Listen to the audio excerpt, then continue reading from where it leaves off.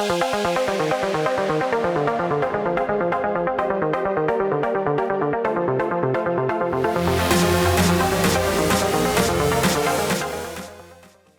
talk about innovation within the private equity space, because there's a lot of criticism we've talked about before. We've done webinars on, the cost of capital of private equity. It's not a match, and the clock is ticking against you, and the pref rate, and yada yada yada. So private equity 100% has a role to play. They're filling the gap between publics and certain cash flow end buyers, and then the aggregators that don't have the scale of private equity.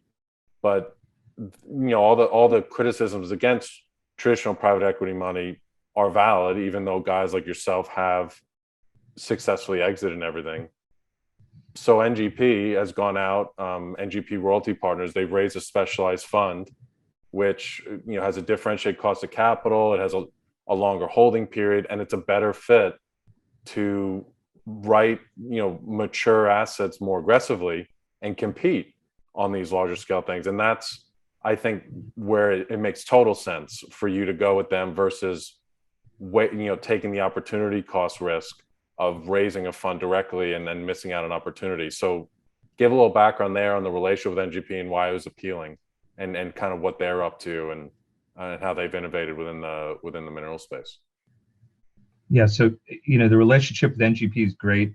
Their royalty fund is a perfect fit for what we want to do with our, call it, larger acquisition strategy, where we're going after these larger cash flowing assets. That fits perfect for their royalty fund. The other strategy that we kind of have, after we buy that large acquisition, is we want to put our ground game on top of that. And in this case, we have 15,000 acres. We want to put our ground game on top of this and put another 7,000 to 10,000 acres on top of this. And where that comes in from the NGP standpoint is their Fund 12. So most of that stuff we're going to be buying on the ground is going to be inventory, less developed. So the great thing about the relationship we have with NGP is we have the ability to go pull out of either bucket.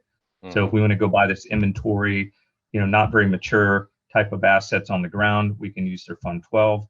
If we find some stuff on the ground that's more mature, PDP, duck heavy, we can pull out of the royalty fund to buy that. So it really gives us a tool chest with two different buckets of capital.